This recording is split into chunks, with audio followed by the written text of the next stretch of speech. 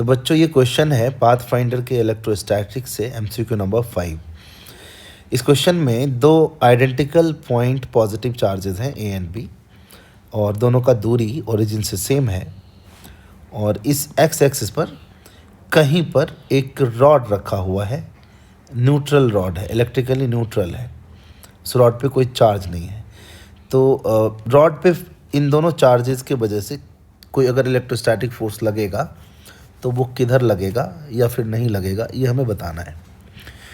तो सबसे पहली बात तो रॉड जो है वो न्यूट्रल है, लेकिन पॉइंट चार्जेस जब ऐसे प्लेस्ड होंगे तो एक्सिस पर जो इलेक्ट्रिक फील्ड होता है ये हम सब जानते हैं। एक्सिस मतलब इस लाइन पर हम सब जानते हैं it is k total charge x by x square plus l square to the power 3/2। हम निकाल सकते हैं इस चार्ज की वजह से इलेक्ट्रिक फील्ड लिख लीजिए, इस चार्ज की वजह से इलेक्ट्रिक फील्ड लिख लीजिए। ये एंगल थीटा है तो ये भी थीटा थीटा हो जाएगा, ये वाला कंपोनेंट कैंसिल हो जाएगा तो नेट इलेक्ट्रिक फील्ड इस डायरेक्शन में आ जाएगा और ई नेट हमारा आएगा के total charge that is 2qx by x square plus l square to the power 3/2।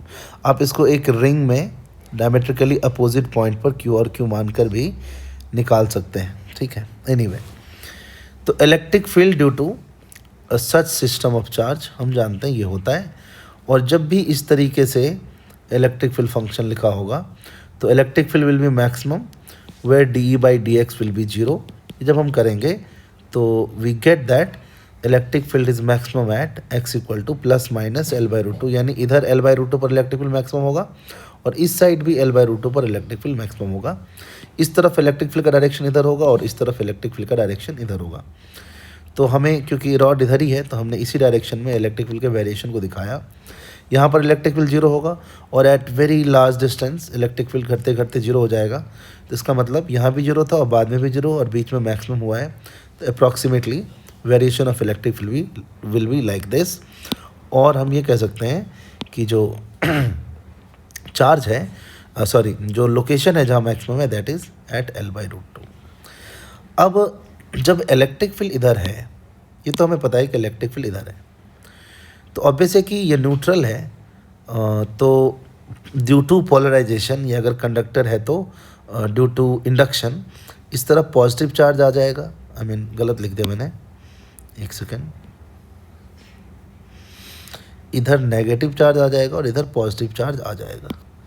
इधर आ जाएगा नेगेटिव चार्ज अट्रैक्ट हो जाएगा इलेक्ट्रिक फील्ड से और इधर पॉजिटिव चार्ज। ये तो ठीक है। तो ऑब्वियस है कि इस पर एक फोर्स हो सकता है, लेकिन इसके वजह से इन दोनों पॉइंट पर इलेक्ट्रिक फील्ड का वैल्यू क्या है ये नहीं पता। यहाँ पर मान लेते हैं इसके वजह से इलेक्ट्रिक फील्ड E1 है और यहाँ पर इलेक्ट्रिक फील्ड E2 है। तो यहाँ पर इलेक्ट्रिक फील्ड की वजह से फोर्स इधर लगेगा और यहाँ पर इलेक्ट्रिक फील्ड की वजह से फोर्स इधर लगेगा। अब कौन फोर्स बड़ा है ये इससे ही पता चलेगा कि रॉड पे बाहर की तरफ फोर्स लगेगा या अंदर की तरफ फोर्स लगेगा। हाँ, अगर ये दोनों बराबर होता तो फोर्स भी बराबर होता और हम कहते कि नेट फोर्स 0 होगा। लेकिन इलेक्ट्रिक फील्ड तो लगातार वेरी कर रहा है। तो E1 और E2 में से कौन बड़ा है ये हम तभी कह पाएंगे जब हमें ये पता हो कि ये लोकेशन कहाँ है। क्योंकि देखिए, अगर ये रॉड कहीं यहाँ रखा हुआ है तो हम ये कह सकते हैं कि इधर से इधर तक इलेक्ट्रिक फील्ड इंक्रीज हो रहा है, यानी कि E2 will be more than E1, तो नेट फोर्स बाहर की तरफ हो जाएगा। लेकिन अगर रॉड यहाँ पे रखा हुआ है तो आप कह सकते हैं कि इधर से इधर जाने पर इलेक्ट्रिक फील्ड घट रहा है, यानी E1 will be more than E2। In that case this force will dominate, तो फोर्स विल बी इनवर्ड। तो पोजीशन ऑफ द रॉड अगर मेंशन नहीं है तो हम एग्जैक्टली ये कह नहीं सकते कि E1 बड़ा है या E2 बड़ा है। और अगर E1 और E2 को कंपेयर नहीं कर सकते तो इस फोर्स को कंपेयर नहीं कर सकते, therefore we can not directly say that in which direction the force is acting. और 0 फोर्स तो हम कह ही नहीं सकते क्योंकि इलेक्ट्रिक फील्ड किसी भी दो पॉइंट पे, मतलब अगर मान लो, हाँ 0 भी कह सकते हैं क्योंकि मान लो अगर ऐसे रखा हो और 2 पॉइंट पे एग्जैक्टली सेम वैल्यू आ जाए तो 0 भी हो सकता है, but we are not sure कि 0 हो सकता है।